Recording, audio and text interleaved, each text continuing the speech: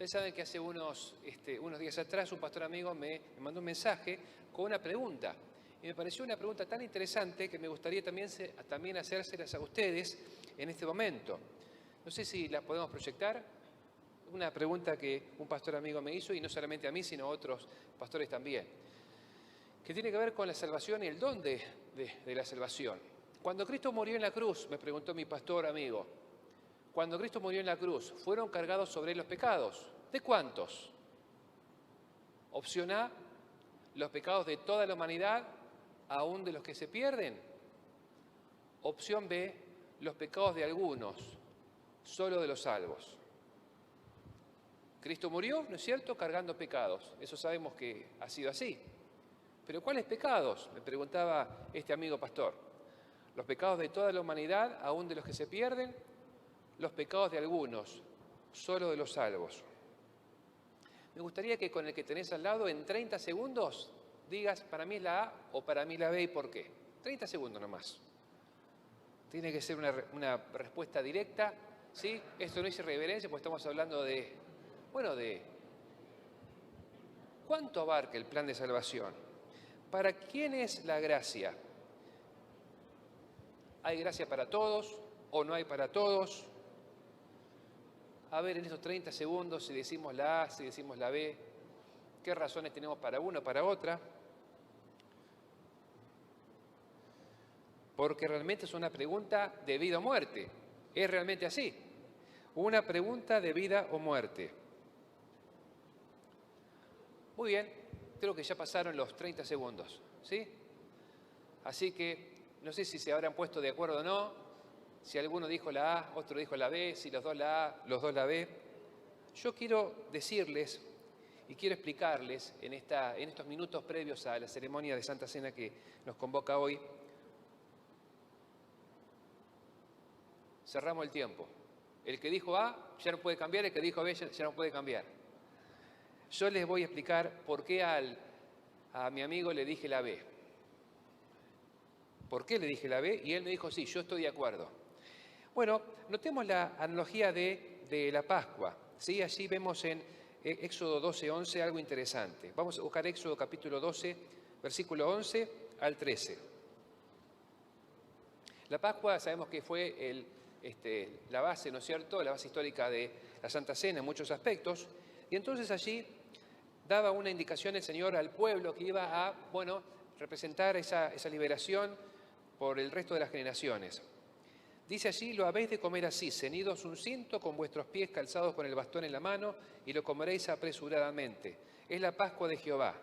Dice el 12, pues yo pasaré aquella noche por la tierra de Egipto, heriré a todo primogénito de la tierra de Egipto, así de los hombres como de las bestias, y ejecutaré mis juicios en todos los dioses de Egipto. Yo Jehová.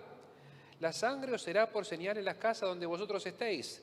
Veré la sangre y pasaré de largo ante vosotros, y no habrá entre vosotros plaga de mortandad cuando hiera la tierra de Egipto. Así que ¿había salvación en esa noche o no había salvación? ¿Había salvación disponible? Sí, pero también estaba la muerte cruzando por las calles. El juicio estaba y corría a la par de la salvación. El ángel exterminador pasaba, pero también estaba la sangre de los dinteles. Había salvación para los primogénitos que estuvieran ¿dónde?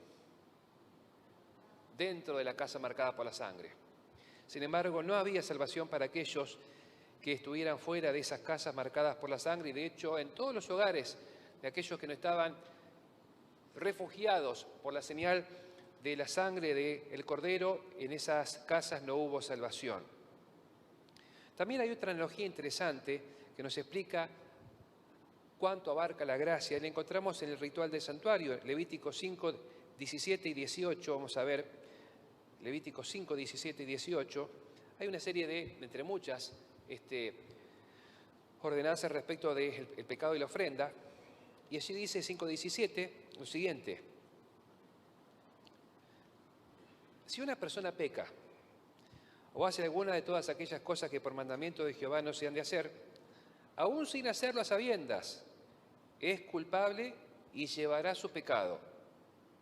Por el pecado voluntario, el pecado involuntario, el pecado por ignorancia, el que sea, Llevará pues el sacerdote para la expiación, según tú le estimes, un carnero sin defecto de los rebaños, y el sacerdote le hará expiación por el pecado que cometió por ignorancia y será perdonado.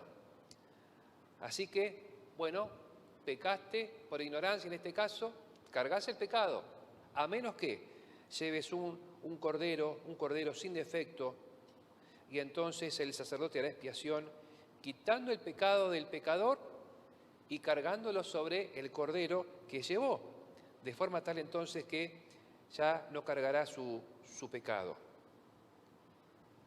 El pecado se paga. ¿Lo paga el Salvador o lo paga el pecador? Pero el pecado no es gratis. El pecado se paga con la muerte. De paso, ¿dónde le dolía el pecado al pueblo hebreo? Bueno, uno dirá, cuando yo peco me duele la conciencia, me duele el corazón, estoy mal, estoy con un entripado, ¿no es cierto? A veces tengo un sentimiento de angustia. Bueno, el pecado duele de muchas maneras. Pero ¿en dónde Dios le hacía doler el pecado al pueblo hebreo? ¿Dónde? Le dolía en el bolsillo. Tenés que llevar el mejor carnero, el sin defecto. El tuerto, el rengo, el machucado, ese no. Tenés que llevarme porque el pecado es costoso. Entonces, ¿en dónde le dolía el pecado? Le dolía en el bolsillo. ¿Vieron qué sistema tan didáctico, ¿no es cierto? Nosotros hoy el pecado nos duele de diferentes maneras. A veces nos duele más la consecuencia que el pecado en sí. Pero Dios educó al pueblo para que supiera que el pecado le iba a doler donde más le duele por lo general al ser humano, que es en la víscera más sensible, diría alguno, ¿no? Y así educó Dios al pueblo para que el pueblo entendiera de una forma muy práctica y concreta que el pecado tiene un costo. Así que, hermanos, el que no tiene Salvador, que cargue con su pecado, paga su propio pecado. Incluso según Elena de White, fíjense esto que dice que es tan interesante. Historia de la Redención, página 428, nos dice que en el infierno, porque aquí hay infierno, va a haber infierno, pero de duración con principio y fin, dice ella que el tiempo de quemazón depende de la maldad que cada cual deba pagar. Uno dirá, oh, pero en la Santa Cena tenemos que hablar del amor de Dios, pero hasta en eso se ve el amor de Dios. Fíjense que en esta cita que leeremos a continuación, vemos allí que el tiempo en la muerte segunda, en el lago de fuego, depende del pecado que se deba purgar. La cita dice así: los impíos reciben su recompensa en la tierra. Cita Proverbios 11:31. Serán estopa, aquel día que vendrá los abrazará, ha dicho Jehová de los ejércitos. Malaquías 4:1 cita aquí. Algunos son destruidos como en un momento, mientras otros sufren muchos días. Todos son castigados conforme a sus hechos. Habiendo sido cargados sobre Satanás los pecados de los justos, tiene éste que sufrir no solo por su propia rebelión, sino también por los pecados que hizo cometer el pueblo de Dios. Porque recordemos, por cada pecado hay dos culpables, el pecador y el que le instigó a pecar, ¿cierto? Así que Satanás paga por su parte de haber instigado esos pecados. Sigue diciendo, su castigo debe ser, o sea, el castigo de Satanás debe ser mucho mayor que el de aquellos a quienes engañó. Después de haber perecido todos los que cayeron por sus seducciones, el diablo tiene que seguir viviendo y sufriendo. En las llamas purificadoras quedan por fin destruidos los impíos, raíz y rama, Satanás la raíz, sus secuaces las ramas. La penalidad completa de la ley ha sido aplicada, las exigencias de la justicia han sido satisfechas, y el cielo y la tierra, al contemplarlo, proclaman la justicia de Jehová. Así que, hermanos, es interesante esto que nos hace ver cómo será la paga del pecado de parte de aquellos que no tengan Salvador. Dice la señora White que aquellos que tengan poco pecado, será como la estopa que la tirás al fuego y casi que desaparece en el momento. Otros que han sido muy, pero muy malos, que han arruinado gente por doquier de todas las maneras, esos estarán más tiempo. Y ni que hablar el último, la raíz del pecado, el autor del pecado, que como dice aquí, llevará muchos días hasta que finalmente llegue a ser, como dice Ezequiel 28, ceniza. ¿Sí? Esto nos habla justamente del hecho de que cuando no hay Salvador, el pecado igual se paga. Lo paga el Salvador, lo paga el pecador o, lógicamente, en última instancia, el autor del pecado. Yo le seguí diciendo a mi amigo en esa conversación que si fuera la opción B, la opción A, la opción correcta, no sé si podemos ponerla de vuelta, si fuera el hecho de que, bueno, Cristo cargó por todos los pecados de la humanidad, Cristo cargó por todos los pecados de la humanidad, aún de los que se pierden, si fuera así esto, entonces, si Cristo hubiera pagado por los pecados de la humanidad, de alguna manera, debiera salvarlos contra la voluntad de cada uno. Sería una salvación forzosa, un universalismo, como algunos piensan. En tal caso no habría lugar para el amor de Dios, porque el amor de Dios para ser tal tiene que ser libre. Nadie ama forzadamente, nadie ama obligado. El amor tiene que ser, para ser amor, tiene que ser libre. Por lo tanto, que hay gracia para todos, hay gracia para todos. Pero esa gracia vale solamente para aquellos que creen y aceptan al Salvador. Esa gracia que hay para todos, solo para aquellos que aceptan al Salvador. Es como que uno tiene en el banco un gran depósito, ¿sí? Para todo aquel que pase y cobre y que diga, yo quiero retirar. Pero algunos van y otros no, ¿sí? La gracia es para todos, pero ¿para quién vale? A esto vamos, ¿para quién vale? Para aquellos que creen y aceptan al Salvador. Y justamente este es uno de los significados de la cena que vamos a compartir a continuación. Primera de Corintios capítulo 11 lo deja en claro cuando vemos allí que en el hecho de participar de esta ceremonia nosotros estamos también testificando de que la muerte de Cristo puede valer para otros si otros lo aceptan. No solamente es un acto de confesión de mi salvación personal en Cristo, sino también de testificación para que esa muerte también valga para aquellos que la aceptan. Empieza a valer cuando alguien la acepta. Si no, bueno, es como aquel israelita que había pecado, era consciente de su pecado, pero se quedaba con esa culpa porque no quería poner ese becerro sin defecto o ese cordero sin defecto, y entonces, bueno, llegaba el día del juicio y sería cortado del pueblo, ¿sí? El pecado se paga. 1 Corintios 11, 23 nos dice, yo recibí del Señor lo que también he enseñado, que el Señor Jesús la noche que fue entregado tomó pan y habiendo dado gracias lo partió y dijo, tomad, comed.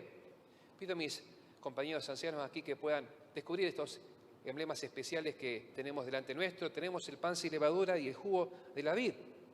Dice allí que Cristo tomó pan y lo partió, así como yo parto este pan, ¿no es cierto? Cada uno de nosotros partió, quebrantó a Cristo con su pecado. Tomad, comed, esto es mi cuerpo, dijo Jesús, que por vosotros es partido, haced esto en memoria de mí. Asimismo tomó también la copa después de haber cenado y dijo, según vemos allí, esta copa, este jugo puro de la vid, es el nuevo pacto en mi sangre. Haced esto todas las veces que la bebiereis en memoria de mí. Y acá una parte importante también. En el versículo 26 dice, así pues todas las veces que comiereis este pan y bebiereis esta copa, comer y beber es para uno, comer y beber es para uno, yo no puedo comer y beber por otro, es para mí, ese pan y esa copa que participo. Todas las veces que hacéis esto, que hiciereis esto, la muerte del Señor anunciáis hasta que Él venga. Así que, hermanos, nosotros al participar de los emblemas de la Santa Cena nos estamos reconsagrando al Señor, nos estamos reconsagrando a nuestro Salvador. Quien acepta esa muerte en su favor, yo la acepto, así como incorporo en mi vida estos emblemas sencillos, es un significado de incorporar a Cristo, aceptar a Cristo nuevamente en mi vida, renovar ese compromiso, esa aceptación de Cristo en mi favor. Y entonces, si lo acepto, dice aquí Pablo, es para vos, pero también es para anunciar, es para testificar que esa muerte puede servir para otro pecador, así como sirvió para vos como pecador. Sirve para aquel que tiene pocos pecados, sirve para aquel que tiene muchos pecados. Porque si el que tiene pocos pecados cree que no necesita Salvador, va a tener que pagar por su propio pecado y como dice la cita que hemos leído recién, quizás esté en la muerte en unos pocos segundos y desaparezca para siempre, pero tendrá que pagar. Y si el que tiene muchos pecados cree que no tiene Salvador porque tiene muchos pecados y entonces no va a Cristo para que Cristo pague por sus pecados, bueno, tendrá que estar los días necesarios hasta pagar por su propio pecado. Dios es amor y es amor en todo. Es amor hasta en la muerte segunda, es amor en esta vida, en esta corta vida en la cual nosotros nos estamos preparando para el cielo. ¿Pero por qué? Si hay gracia para todos, no hacer que esa gracia valga para mí y anunciarla también para que otro la pueda aceptar y valga para él también. Al participar de estos emblemas, entonces estamos anunciando que hay abundante gracia para todos y hay gracia que vale y que es real para el que acepta a Cristo como Salvador. Por eso tenemos que seguir aceptando esta muerte, hermanos. Aunque haya sido muchos años que nos entregamos a Cristo o que estamos en la iglesia, hay que seguir renovando esa entrega a Cristo.